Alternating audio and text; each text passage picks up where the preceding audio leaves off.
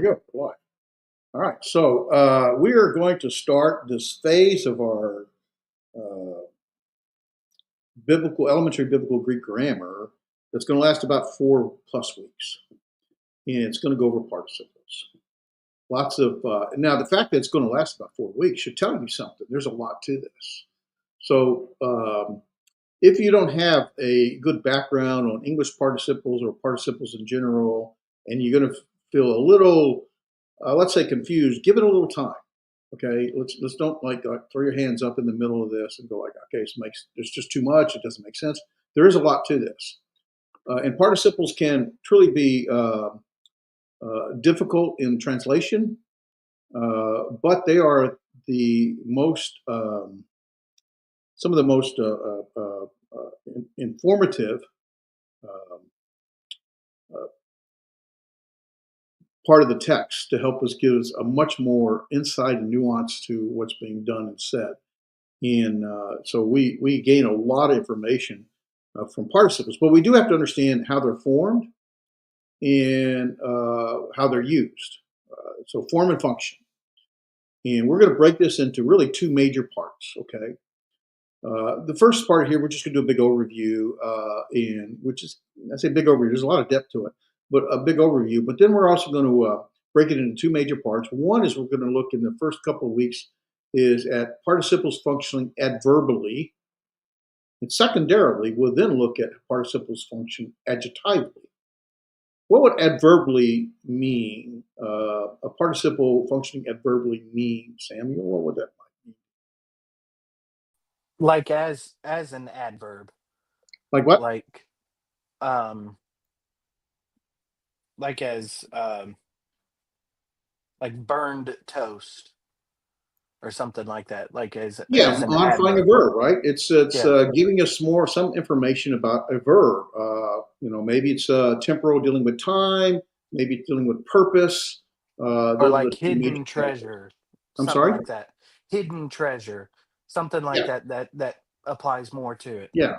So we're going to look at first adverbial, which really is predominantly going to be associated with modifying a verb and give us information about when something occurs or why something occurs, purpose.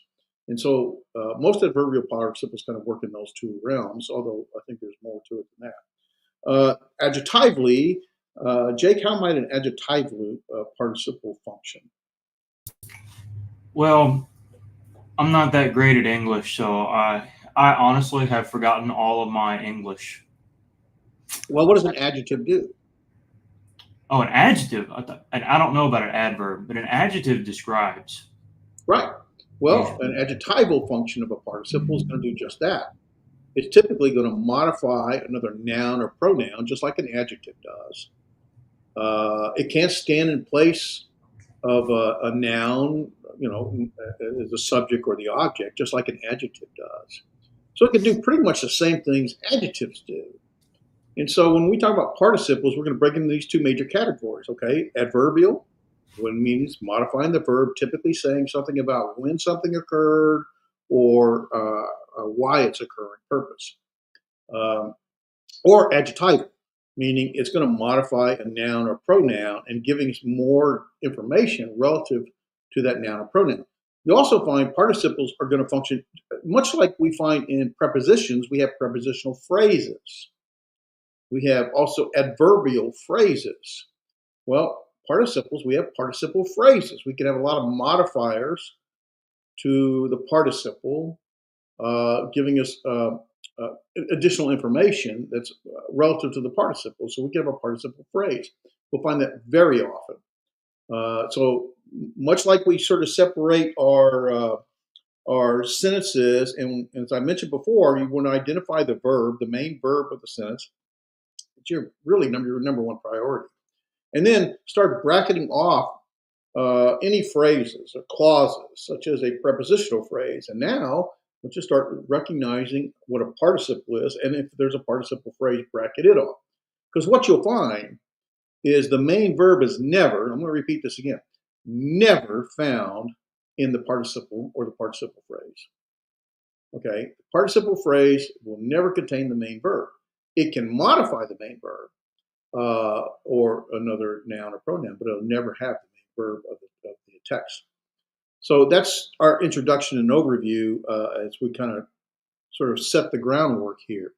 Any thoughts? I'm going to kind of walk through this from an English perspective, and then and you'll remember it as we touch on it, I'm sure. Any questions so far? Nope. What about from the Italian section of the class? Yeah, I couldn't help you on the Italian side. Okay, all right. I used to know some Italian words, but I don't remember any of it. So not like I ever spoke Italian. Anyway. All right, so let's talk about English participles. You do remember this, I'm positive. Because generally what we do for English has participles, and what we do is we add ing. Oh, that's it. Now, some words have ing and they function as a gerund in English. Well, gerund, basically, the English breaks participles up into two kind of components. A gerund functions as a subject in a sentence, where the participle can function pretty much like an adjective or some other form, the object maybe.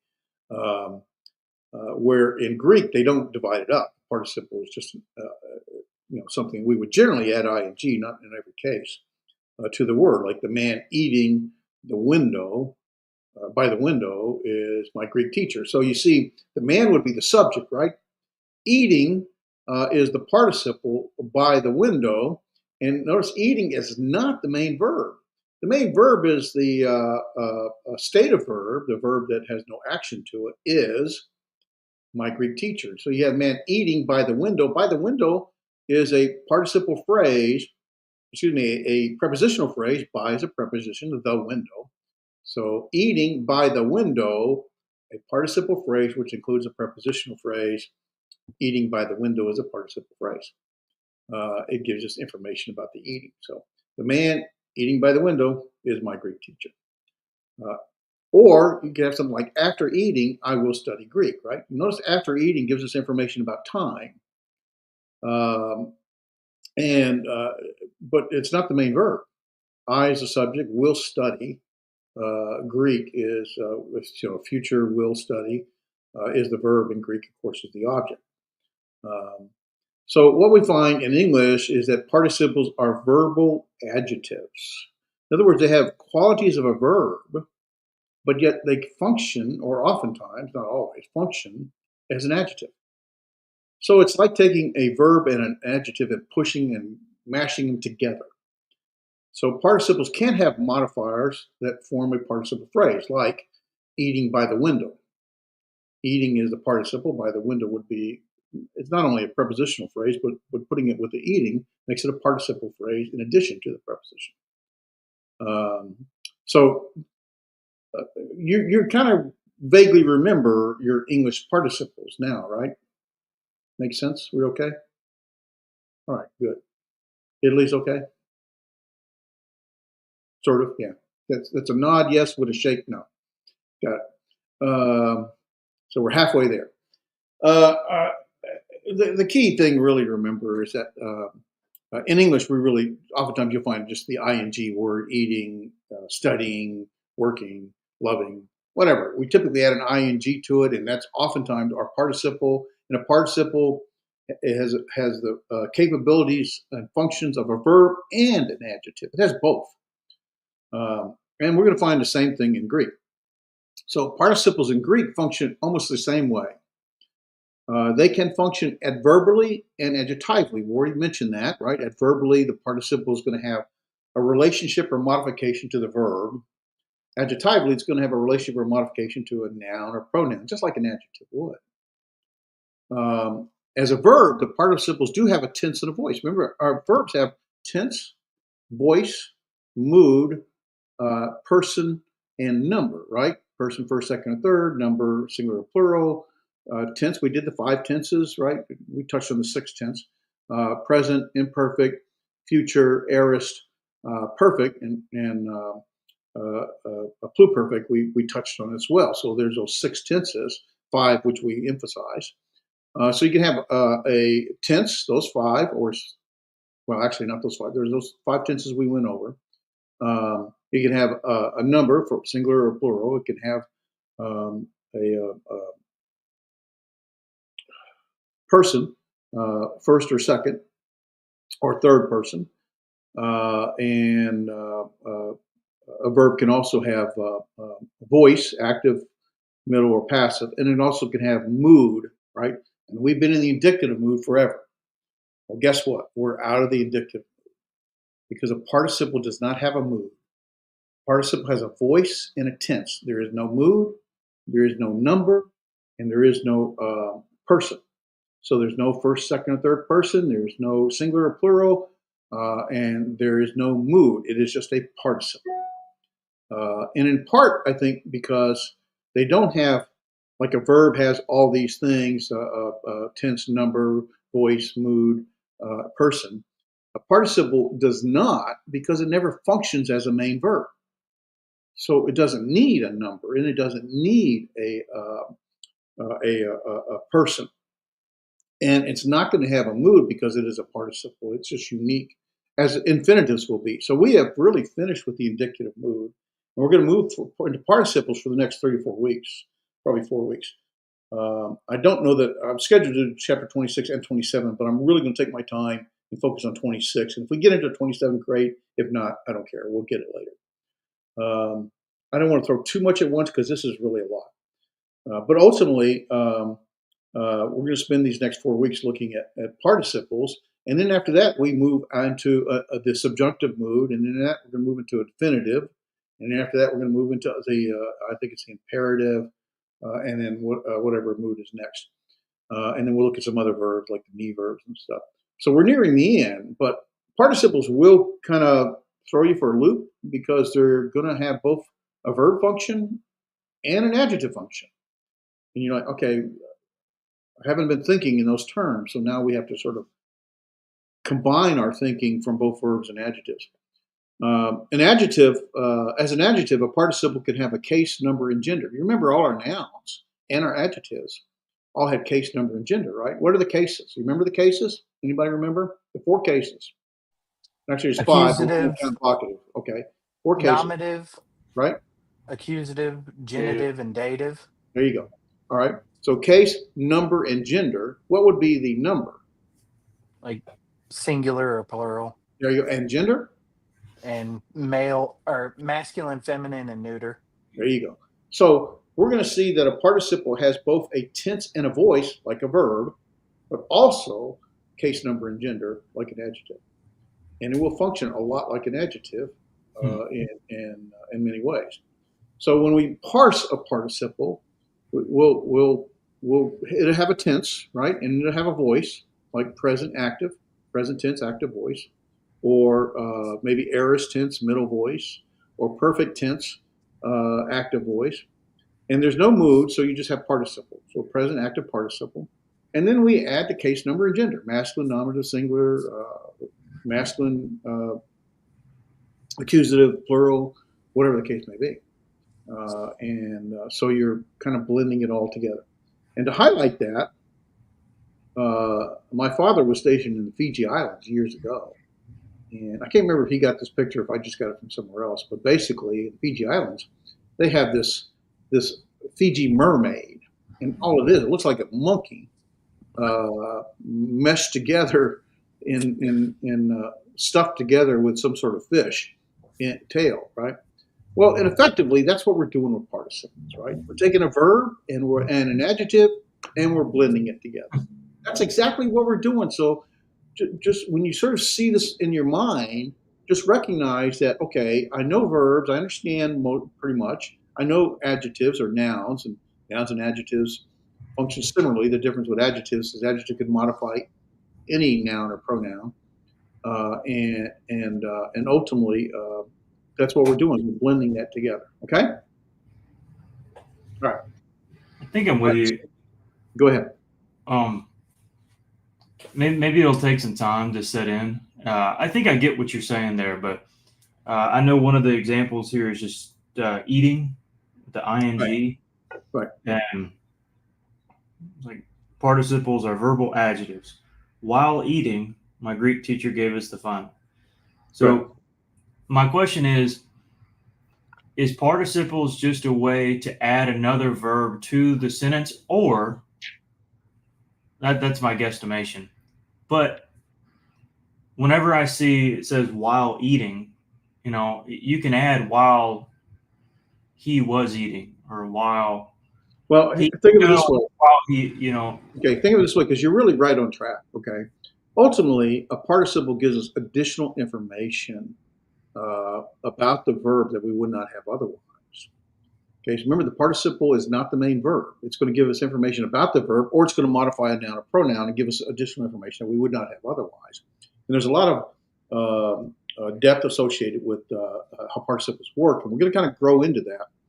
But yeah, you're on track. Basically, a participle is a way to give us more information about what it's modifying, either the verb. So for example, the verb, it will give us information about time. Now, the participle will not have the word while in it. It will not have the word because in it. The verb will not have while or because. Whatever verb, let's say it's Sam killed Jake. All right. oof. All right, that's pretty bad, right? I want to know more information about Sam killed Jake. Well, I might want to know why. What was the purpose? Well, Sam killed Jake because Jake was smarter than him. I don't know. That's obviously made up, guys, right? But what a participle does is provide additional information that you do not have otherwise. Now, it might modify the adjective, it gives that information. It might modify the verb, it gives that information. For a verb, it could tell us when something occurred, like while or after. Right? Again, that's a translation issue, and we'll understand when to use while or after, depending upon the type of participle and the type of main verb. We'll get to that later. Okay. So there's a main verb sentence, and then so there's like a main verb in the sentence. So Sam there's killed. There's going to be a main verb somewhere, obviously. Right. It may not be in that. Let's say not in that verse. Could be 3 or 4 verses back, whatever. But there's always a main verb, and if the participle is adverbial, and I'll show you how to know that. If it's adverbial, then you got to find the main verb and understand how it's modifying that verb. And that will tell you if it's modifying in a temporal sense, in other words, when or while or after, or something like that. Or if it's modifying that verb in a results case, like trying to give us information about the purpose, why something occurred or the results of something. And so we'll see that as we go. But participles give us a lot more depth in the text that you would not have otherwise. And then one last question. Will there be a sentence without a main verb and only a participle, or does it have to have a verb? So when you say sentence, okay, if I'm thinking English, no. If I'm thinking Greek, we're not structured in that way, right? Basically, we are, but a sentence could be, 12 verses. Paul is famous for writing verses that just go on, and a sentence that goes on and on and on. But in our translation, we make breaks to it. We'll break his 12 verses, his one long sentence of 12 verses into 3 or 4 sentences for easily understanding. But the answer generally is, is yes. There's going to be a main verb. I mean, you can't have a subject in an object without some sort of relationship that the verb describes, an action or state of being, is, was, or, an action kind of event, whether it be active, passive, or middle. There has to be some verb to give us information, or an implied verb. There are some subject or sentences that have implied verbs, especially stative verbs are oftentimes implied. Is, was, oftentimes is very much implied. Remember, verbs in Greek include the subject. And so, basically you find the main verb, and then if there's a participle, if it's adverbial, and I'll show you how to know that, it's really quite easy to know it. But you got to know that it's modifying that verb. And there's that takes a little bit of effort to do that. Anyway, does that help? Yes. All right. So when we talk about participles, it is a verb, a verbal adjective. In other words, it has a verb function or components and an adjective components, right? A participle can have the verb function is going to have tense or voice. Now, the only tenses we'll find in a participle are the present, aorist, or perfect. You won't find the future and you won't find the imperfect. It's only the present, aorist, or perfect tenses. Now, you've already learned those tenses. That hasn't changed. You're not learning anything new there. And you already know the voices, the active, the middle, and the passive. So you're not learning anything new. Now you're applying it in a participle form because now you're adding to that these adjectival uh, components, right? You already remember your cases, nominative, generative, dative, accusative. You remember your number, singular, plural. You remember your genders, masculine, feminine, neuter. And so now you're just merging those together in a participle, and it will function one or two ways. It will function either adverbially or adjectively. And that's what the first couple of weeks we'll spend on looking at adverbial functions for the present, the aorist, and the perfect. Then the next couple of weeks we'll look at the participle function adjectively for the present, aorist, and perfect. And know that, hey, you only got these three tenses, the same three voices. You already know the tense. So you're not learning anything new per se, uh, but you're going to learn to recognize the participle and how it functions, either adverbially or adjectively. Okay, so you're building on what you already know is the bottom line. But yes, it's going to take a little bit of adjustment because there are some to recognize a participle is really not hard, but there are variations that can make it feel complex. But you'll find out after you start looking at it, it's not that big of a deal. It just looks like a big deal. All right, so let's talk about the verbal side of a participle, right? Like a verb, a participle can be built on the present, the aorist, or the perfect tense. Right? We learn various tense formatives: a present tense, aorist tense, and perfect tense. So a participle is also built on those. Now, like a verb, a participle can have a voice, active, middle, or passive. No big deal here. But unlike unlike a verb, a participle does not have a mood. Right? There's no indicative mood. There's no subjunctive mood. There's no imperative mood or person, first, second, or third. And I mentioned before, I think the reason, I don't really know this, I just believe it makes logical sense in my mind. The reason there's no mood is because a participle doesn't function as a main verb. And so it doesn't need a person or a mood, an indicative mood, subjunctive mood. Because remember, the mood kind of gives us information about the kind of action. And whether it be the speaker speaking from a statement of fact, or at least from their review, a statement of fact, or if it's something that has potential, such as subjunctive will have some potential. The statement or the action might have potential, but not a reality at the moment, or an imperative as a command. So those are participle just doesn't need that; it doesn't have. All right, now for participles do not have a time. They do not have a time. Time for participles is relative and is determined by the mood of the main verb of the sentence. So if the main verb is the indicative mood, it's going to probably be, the participles can probably be associated with some continuous, most likely a present tense. And we'll look at that here in a minute. But understand the participle in of itself does not have time, but its time up is relative to the main verb, specifically the mood of that verb. Aspect, remember, we're talking about time is one component of a verb, and aspect is the kind of action that a verb does, right? The key to understanding a participle is really not time as much as is the kind of action, because some participles don't reflect any time, or their usage don't. Okay, participles don't reflect any time at all, but their usage may not reflect time. If it does, it's going to be dependent upon the mood of the main verb it's modifying. But what is key to understanding participle is the kind of action. If it's in the present tense, it will indicate some kind of continuous action at the same time of the main verb. And that's why we'd often translate it as while or because. So if the main verb says uh, Jesus went into Jericho, then you might have while Jesus was going into Jericho, you know, he found Zacchaeus. So basically, the key to recognize how the understanding the participle is in the present. If it's in the present tense, it indicates some kind of continuous ongoing action at the same time as the main verb. Often that's why we say while or even because would give us purpose, not time. In the aorist tense, a participle would indicate sort of undefined action, right? We've already looked at aorist tense. It's in this undefined kind of a action in terms of kind of action. It's just undefined. It's a point of fact that it occurred, doesn't give us information about the occurrence of it, ongoing, iterative, or anything, just did occur. And so in the same way, the aorist tense indicates this undefined kind of action. And we normally use the ed ending.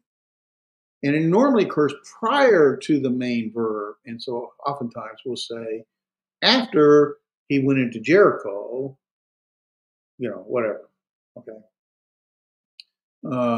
In the perfect tense, it indicates sort of a completed action with continuing results. Where do you learn that with the perfect tense, right? Sort of completed action, completed, we put in the past with some kind of continuing results, impact of results that occurs in the speaker's perspective of the present. And so those are the really the key to understand participle is to recognize is the type of action. Present tense is going to be something continuous.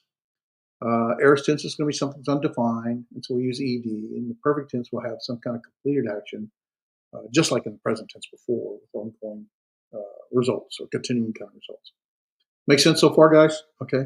I realize we haven't put all the pieces together, but logically, it's understandable, right? I haven't confused you. Yeah. No. Of course, I might be going ahead of of that, but would it be safe to assume that they're going to share the same kind of endings and stuff with the verb that they are helping with? No, No. uh, Okay. no, I didn't because know if that would be a part of like the indicator. Okay, I'm dealing with this right here. we're going to get a little further into that. But when you say share the same kind of endings, first off, participles have a case number and gender ending, right? Yeah. Verbs do Okay. not. Okay. Okay. That's right. That's Second right. off, so that they can't share the same ending in terms of form, all right, nor in function, because the main verb is going to function as the main verb. You Sam hit the ball. Uh, but you might have, while Sam hit the ball, Kara screamed out. Yeah. So while Sam hit the ball would, have sort of this temporal function to it. And so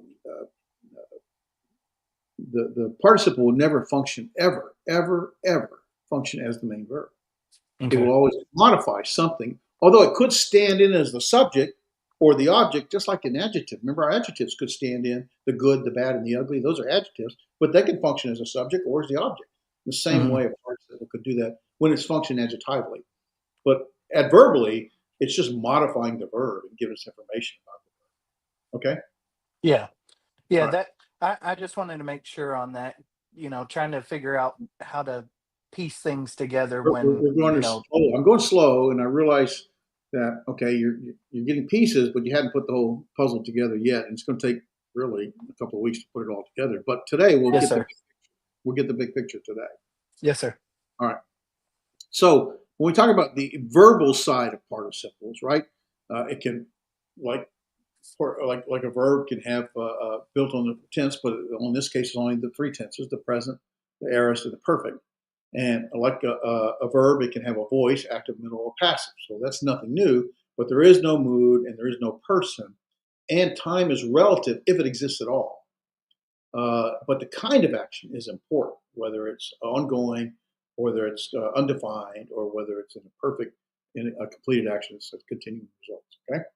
All right. Now the adjectival. Remember, a participle has both verbal and adjectival. They're both there. Now, what's going to happen is, in some cases, the participle is going to heavily emphasize the adjectival function. In other cases, the participle is going to heavily emphasize the verbal function. But in all cases, both the adjectival and the verbal function still exist. But sometimes the adjective, when it's functioned adverbally, the adjectival function will have minimal impact. when it's functioned adjectively, the verbal function might have minimal impact. Okay, so it can function verbally, and we've already seen that, and it can function adjectively. So, like an adjective, a participle will agree. Remember, there's an agreement with the noun and modifies in case, number, and gender. Our cases are, nominative, genitive, dative, and accusative, and our number is singular, plural, and our gender is masculine, feminine, or neuter. So it will agree with whatever it's modifying. So it's not hard to figure out, right? If it's in the accusative case, it will have an accusative case ending. And if it's adjectival, it will modify some other noun or pronoun that also has an accusative case ending. If it's singular, it will modify a singular. If it's a plural, it will modify a plural. If gender, masculine, feminine, or neuter, it's going to modify whatever noun or pronoun that also agrees in its gender. Just like an adjective. That's nothing new, okay? The key is to understand, okay, how's this participle functioning? Is it functioning adverbially? I'm going to go down this path. If it's functioning adjectively, I'm going to go down this path. If it's functioning adjectively, it works just like an adjective does. We did our adjectives in chapter 10, I think. And it's the same thing. It will modify a noun or pronoun to describe or limit the noun or pronoun, just like the adjective did. So this is not anything new. It will stand in place, it can stand in place of a noun, functioning as a subject or an object, just like the adjective did. So this is nothing new. And what is new, though, is how to recognize it. All right, and that's what we're going to do. All right, so what we have for adjectival participles is we will have a morpheme. You know what a morpheme is? Anybody? Logistically, or linguistically, excuse me. Anybody know? So in linguistics language, the morpheme is the smallest unit of meaning that exists, right? And so these morphemes, the nu tau, the omicron tau, the meno or the mene, those are morphemes. They have meaning to them. Now, they have meaning in the sense that they can, describe some action or so, but they do give us information to know that this is a participle function. And so we'll have added to our verbs, not only case, number, and gender, we'll have this morpheme added to them. Mostly the nu tau. The omicron tau sometimes, mostly with the perfect, as you can see, and the meno or mene with the middle and passive ones, except for the aorist passive. So we'll see these nu tau, omicron taus, meno, mene, and they'll be associated, the nu tau will be associated with all active participles and the aorist passive participle. So all the active ones are going to have a nu tau. If you see nu tau, it's an active voice. You don't even have to guess. It's an active voice. And unless it's in the aorist, it could be aorist passive. It will also use the case endings from the 313 declension. Remember, we saw our third declension for masculine, and first declension for feminine, and third declension for neuter. We'll use those case endings for the active and aorist passive for the nu tau morphemes. All right. So that will be an identifier, in other words. For the perfect active, so all active except for the perfect and the aorist passive, we'll use a nu tau, but the perfect active will use the omicron tau as a morpheme. And then also we'll use the third 313 declension pattern.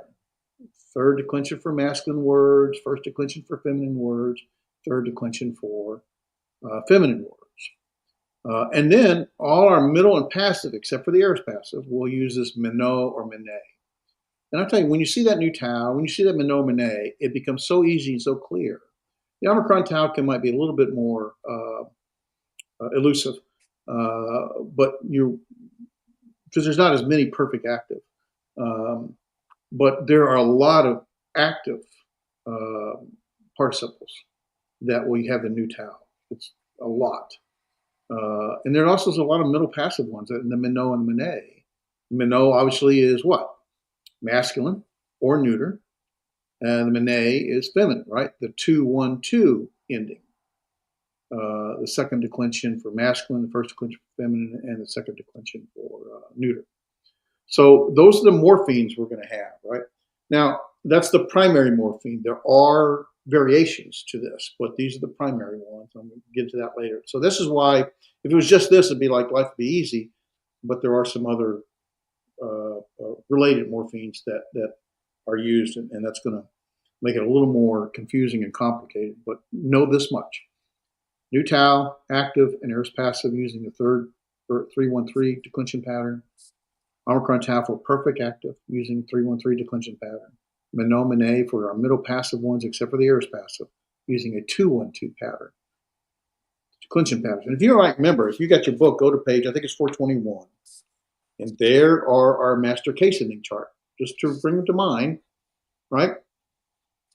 And so a participle that uses a morpheme nu tau will use that third declension for the masculine and the neuter, but the first declension for the feminine. Remember, like an adjective has to be able to modify a masculine, a feminine, or neuter words. It's got to be able to align to all of them. The same thing with a participle, right? So it's going to can use a third declension ending for masculine and for neuter, but a first declension ending for feminine. If it has the Omicron tau, it's going to use the same third 313 pattern. But if it's a middle passive one, except for aorist passive, it'll use the 212 pattern, right? The masculine is the second declension on our far left side, the feminine in the middle, and the neuter and there in the third column on page 421. Here's the thing. Notice the feminine is always the same. We're always using the feminine case endings for our participles. It's only a question whether or not in the middle passive we use the second declension pattern for masculine and neuter words, but third declension for everything else. It's really pretty much that basic. Okay, that's a lot, and I realize until you actually use and see it, it's just a lot of words that it doesn't have application. So give us a little time. We're just doing introduction, all right? But nothing I said should be confusing. It just may not necessarily put all the pieces together yet. Are we okay so far? Daniel's not okay. Yeah.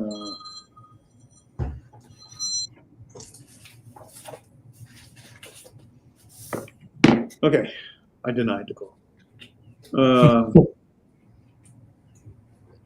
He probably doesn't know I'm teaching.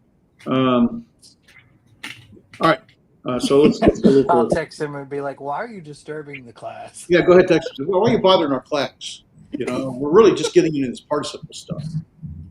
And all right, so now try to put it in form. Okay, so to try to look at it here, and I want to use some of the slides that I got from the basic or beginning New Testament Greek with Merkel and Plummer. All right, so let's put a little bit in form here. All right, so out of every 20 words, about one per verse in the Greek New Testament is a participle. That's a lot of participles. Okay, but pay attention in particular to the masculine forms because they occur 7 times more than the feminine and the neuter combined. So you'll see the masculine form much more than the neuter or feminine.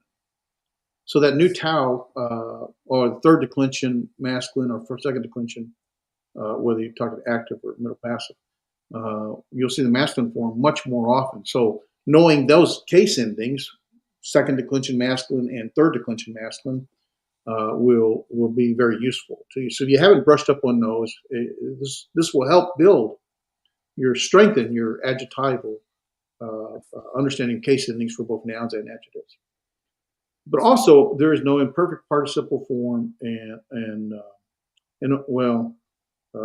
participle forms, and only 13 future participle forms. So we're not even going to spend any time looking at it. So there is a future, but we really don't spend much time with it because there's only 13 of them. So basically, your logos will tell you, and you go, "Oh, okay, there's one of them." All right, so let's put it in perspective here. You remember our tense stem lu, right? If we were to add the connecting vowel to it, what would be our connecting vowel?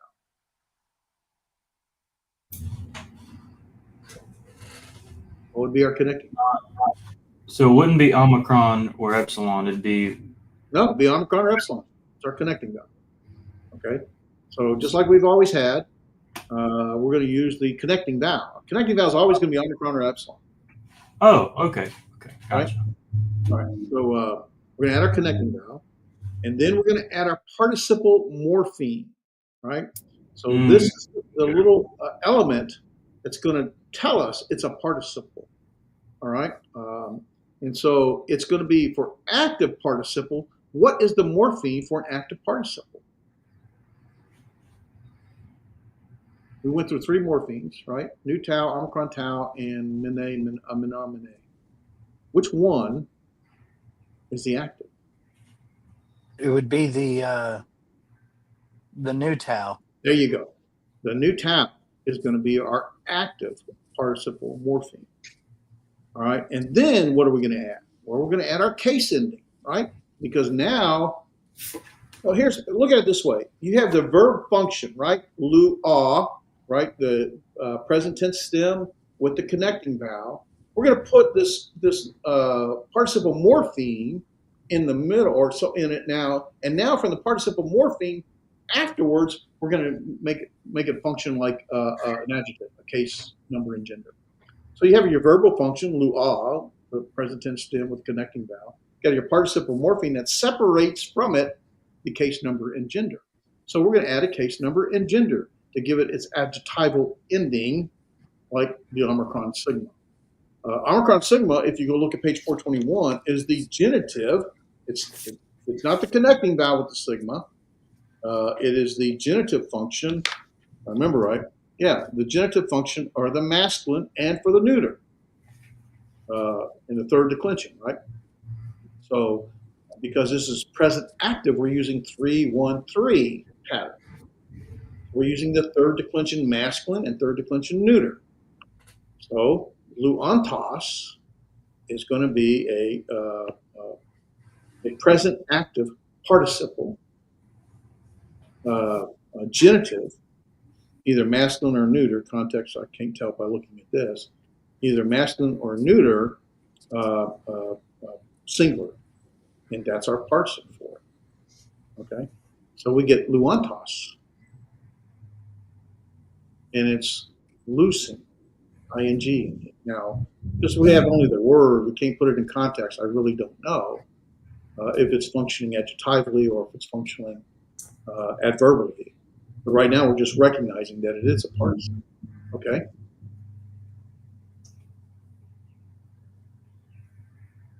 I think for me, what helped me the most when I went through this is I have a verbal function. I have this verbal function. I have this adjectival function separated by the participle morpheme. And that helped me the most. Okay. Now, that's just recognizing it. Functioning is a different thing. We'll get to that in a minute. All right.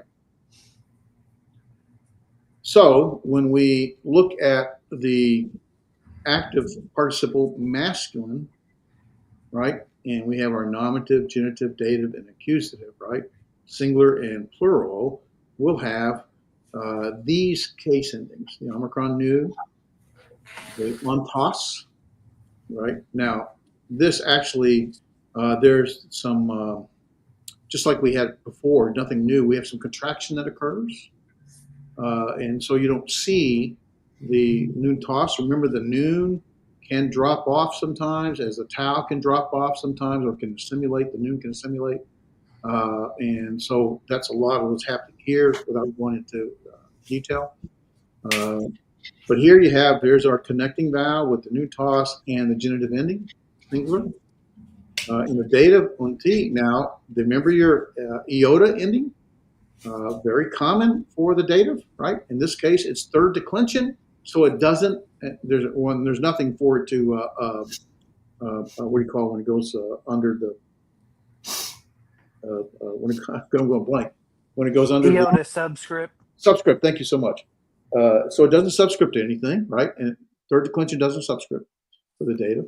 And the accusative, you have our unta. There's our verb, our participle morpheme, and the accusative ending with the alpha. And you see that on page 421 for the singular accusative, right? Nothing new.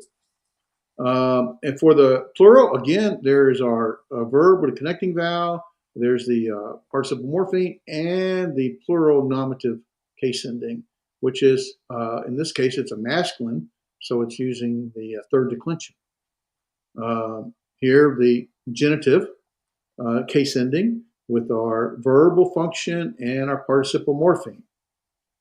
Here's our verbal function, okay, and we had usi as our case ending, and there were some, I think our book explains what happens with the untau here. I can't remember now. I'm trying to let me look at it real quick, see if it gives me an answer. I didn't really spend any time with that. Again, there's some contraction that occurs. Exactly what it is, I don't know. I'd have to look at it.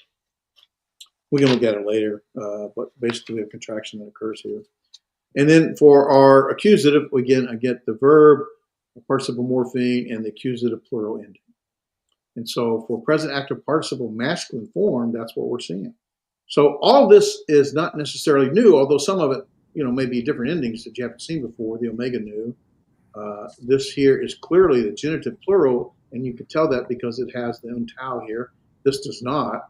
There's some contraction that occurred. That doesn't occur over here. I don't remember why. We'd have to look it up. And if we go to the masculine and neuter forms follow the third declension pattern. The dative plural is the same as the present active indicative for the third person plural. And the new tau infix, it's called an infix because the new tau's in the center. It's not a prefix or a suffix, it's an infix. The new tau infix communicates that it's an active voice. And that helps you know. Okay. I have a question. How do you distinguish between the plural dative participle here and the third person plural of the present active indicative of luo? Well, you notice right here that's a problem, right? And that's what it says the dative plural or the present active participle is the same as the present active indicative third person plural. That does make it a little more complex. And the only answer that I know is context. And basically, you'll find out that what will happen is you'll find out that doesn't make sense as the main verb. It doesn't fit. So it cannot be. And then you'll find another main verb, and you're not going to have two main verbs for the sentence, the Greek sentence, not necessarily the English, okay? You're not going to have two main verbs. So your only option would be is, if that's not the main verb, then it must be functioning participle or adverbially or adjectively as a participle. And this is the main verb, whatever this is. And so the context is going to help you figure that out. But no, a participle can never function as the main verb. So it just won't make sense. You go, they were loosing. That doesn't work. In whatever context you're reading, it's just not working. There's no way it fits as a verb, as a main verb, but it will fit in the participle form as they were loosing or something like, it has to, I don't know what the main verb is, but it'd have to modify the verb or some noun or some pronoun or adjective. So context is your only answer.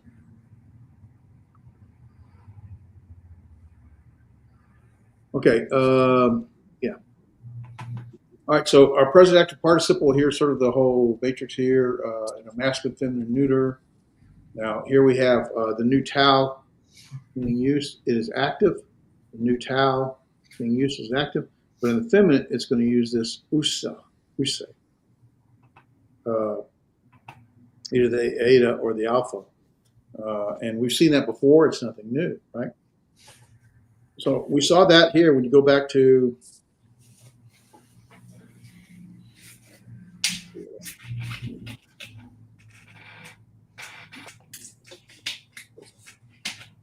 I didn't know I had this many charts to go back on.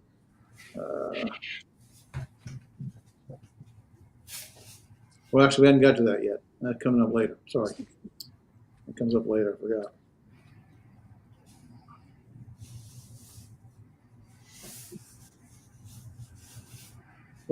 Sorry. Okay.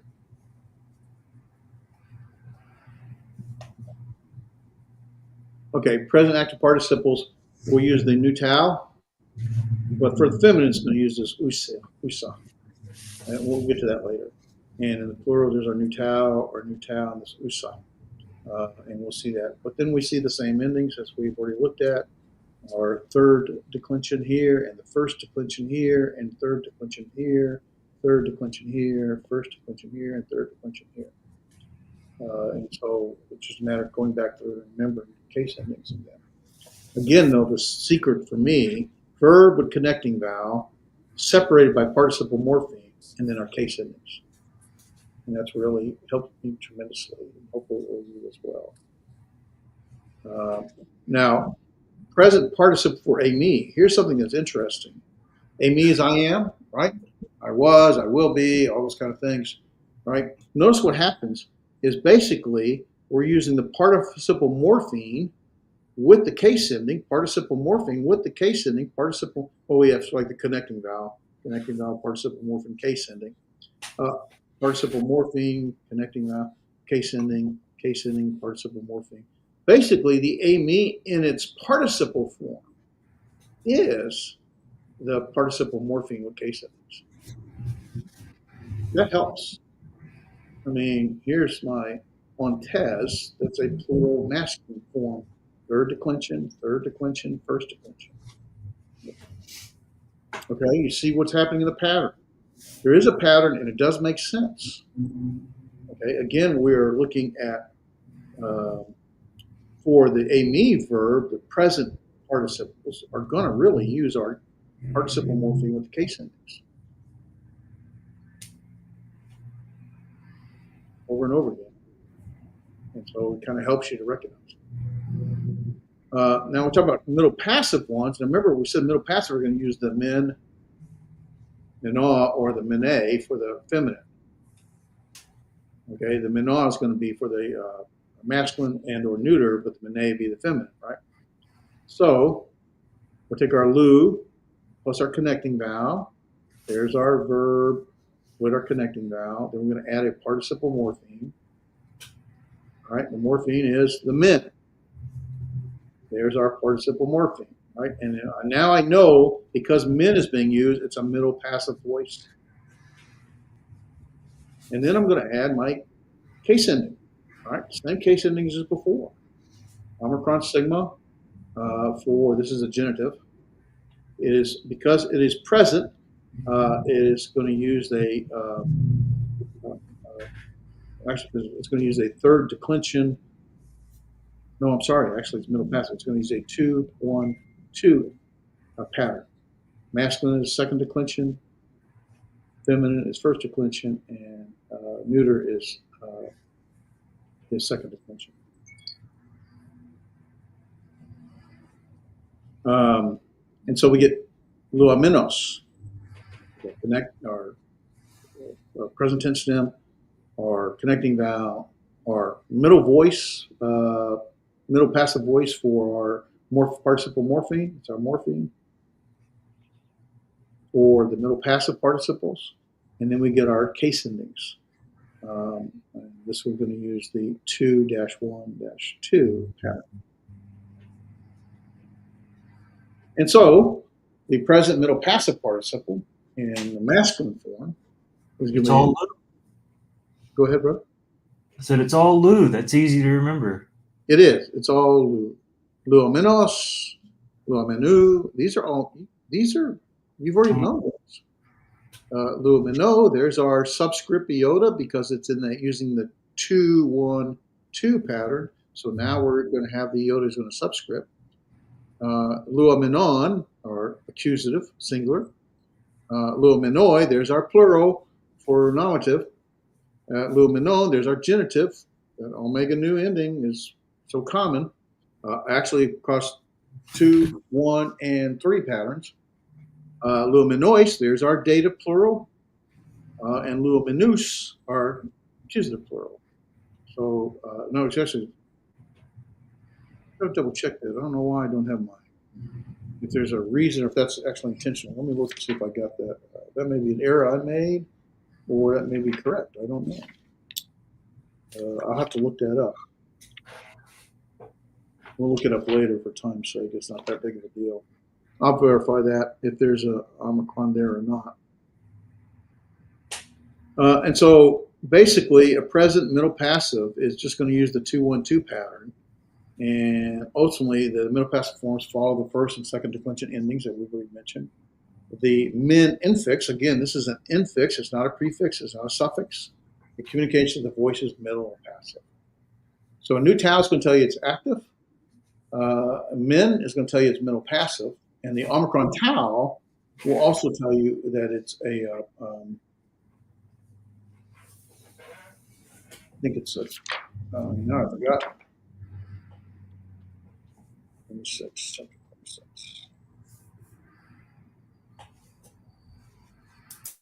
I have actually forgotten. I don't want to back up the slides because it takes too long to get back.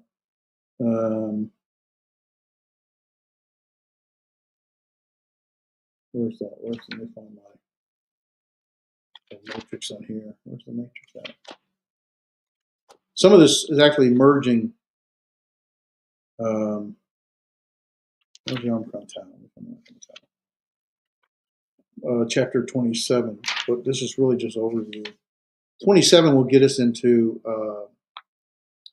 the present tense participle in what's referred to, as you remember, the imperfective kind of action. Well, actually, the Omicron tau doesn't come till later. So that's just an early introduction. So that's going to be, where's my Omicron tau?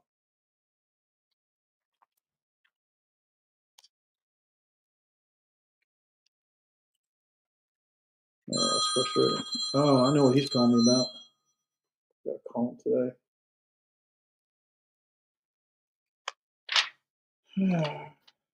I can't remember. I'll have to look it up, guys. It's been a long night here. And where's it at? Because I want to show you some other things, so I'm going to move on. Again, we are looking at an overview today. We're not getting into the we are getting into specifics, but we're going to spend more time on specifics next week. All right, I don't want to rush it. Okay. Oh, it's a perfect. That's right. Okay. The Omicron tau will be associated with a perfect active. That's right. All right.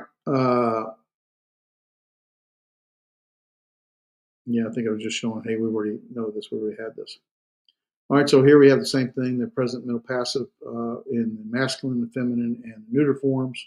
Again, we have our verb stem with a connecting vowel. We have our infix, or the middle passive participle. That's going to tell us it's a middle passive voice.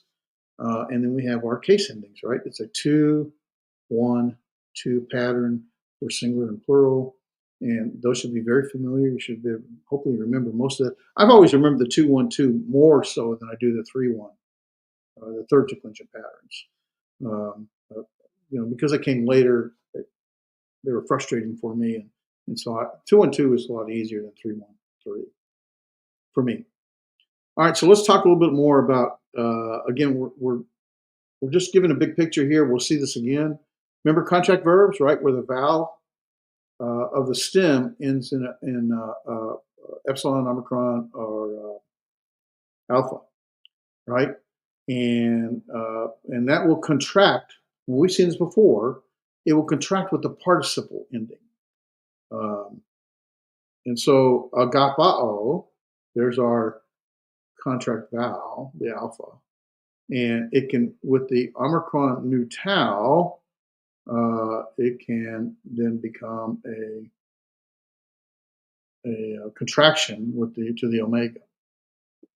Same thing with there's our contract vowel, the epsilon, kaleo, to call. Kalev plus the omicron nu tau is going to be kalu on unta, so that contraction is omicron plus the epsilon. And the same thing with the omicron contraction or contract vowel. That contraction, 2 omicrons, is going to be what? It's going to be the U as well. So that's really nothing new, just to recognize and remember that it does occur. And so it sometimes don't forget the circumflex, right? oftentimes you see this, but not always. There's not always, but oftentimes there's a circumflex that helps you remember or recognize a contraction, especially in the present active forms, which are the most used forms. I think it's the most used form. All right, that's it for chapter 26, which is the introduction. And actually, this is more than 26. It includes some of 27. I could go into 27, but I think I'll wait because I don't want to overload it. But some of which we've done is actually part of 27. I just wanted to have a more in-depth overview. Okay, knowing that you haven't really dived in to participles, except now you have sort of a big picture. I don't want to say this makes sense because it may or may not. I don't know.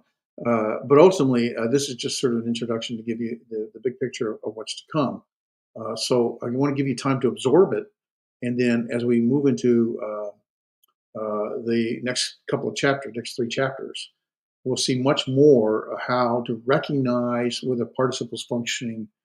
I mean, you already see that if it's functioning as a active voice or a middle voice, and you know that most of them are going to be masculine in the present tense. But what we hadn't really got into yet is how do you know if it's functioning adjectively or adverbially? How do you know if it's modifying the verb or if it's modifying a noun or pronoun, or if it's standing as a subject or object? And I want to say that for next week. I don't want to throw too much in here. Yeah, is it, well, you tempted us. Now, I kind of have a question. So is that going to be more of a context basis, or is there another paradigm for? No, it's going to be, there's some very significant clues. Like, is there an article with the participle? Okay. It's a major clue. Is it what's called anarthrous without the article, or articular with the article? If it has the article, if it does not have the article, it has to function adverbially. If it has an article, it could function adverbially, but most often, but could also function adjectively. But if there's no article with the participle, then that's your major clue. Okay, hey, Cool. This is functioning adverbially. I need to find the main verb. Gotcha. Recognizing the participle will become easy. Now I got to find the main verb so I can see how it modifies that verb. That would be a major clue. If there is an article, then it becomes a question whether it's functioning adverbially or adjectively. It could be either. Without the article, it's definitely adverbial. And so that's where we'll go through those kinds of things and how to recognize and see how it's functioning. If it's functioning adjectively, is it, we'll kind of get into a little bit more about what that means. But that's a couple of weeks away. So I don't want to jump too much. I just want you to see the big picture, right? First, recognize the participle morphemes. Nu tau is a major morpheme. You separate the verb function with the nu tau participle morpheme. It's an infix, and you use your case endings. Typically a 3-1-3 pattern: third declension, first declension feminine, third declension masculine, especially for the present tense. The perfect tense will use a different participle morpheme. It's going to use the omicron tau. And most of your nu taus will be active, except for the aorist passive, the unique thing. And most all your passive, middle passive, will use the min participle morpheme, the infix, except for the aorist passive. It's going to use the nu tau. So get that wrapped around your head, and that kind of leads you into where we're going. This other stuff was just say, hey, you've already seen the second declension patterns, you've already seen the third declension patterns, you've already seen contract verbs. Nothing new here. It's just the same thing happens. Okay. So basically, if you can sort of kind of get that wrapped in your head, get that wrapped around your head, then by the time we get to chapter 27, which I'll save till next week, this won't be as cumbersome because there's just a lot of pieces, and I don't want to bring all the pieces at one time. Okay.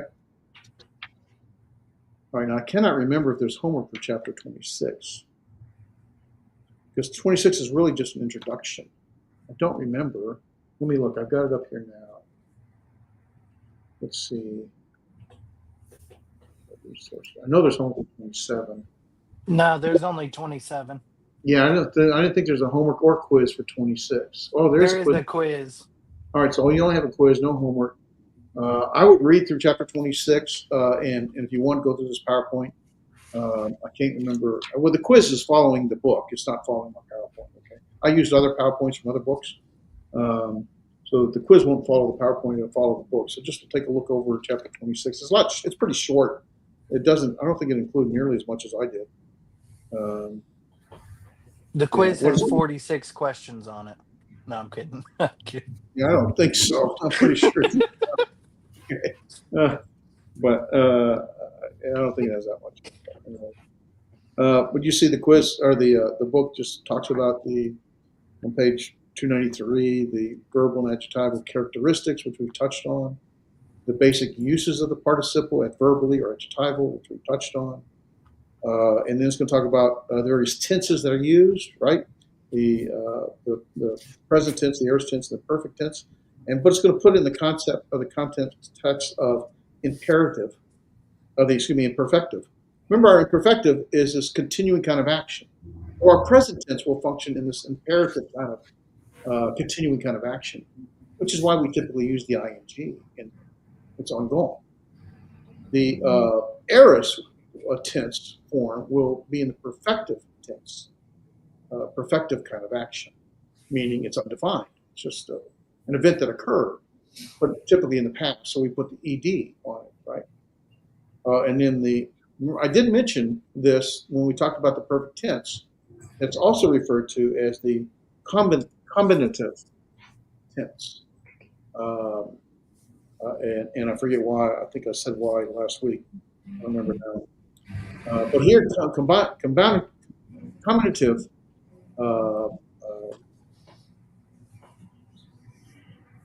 kind of function is really what the perfect tense is. Basically, it's combining effectively a completed action with ongoing results from the speaker's perspective, and that's what the combinative is really doing. And that's what we have here for the perfect tense. So we see the present, the aorist, and the perfect in the same order in perfective, and combinative, that kind of thing. Okay, so that's what that gives you. And then you got voice and you got aspect, which we've already touched on, the perfective, combinative. And you got a little chart there on page 294 that says the same thing. All right. So get your head around that, and then we'll pick up 27 next week, and hopefully we won't crush anybody. I don't think. Sounds like a plan. All right, guys. Appreciate it. No homework, but you got a quiz. You got any questions? I'll make sure Damien and Andres know what we went over. And I'm not sure how they'll address it in a sense, because until we get to chapter 27, originally I have this combined, but I decided not to. But that's going to put us a week behind. I'll have to combine something somewhere. And but I thought, okay, this is a little much. I don't really want to overwhelm at this stage. So we'll figure it out. All right. All right. Thanks, guys. Appreciate it. Appreciate Thank you. Yeah.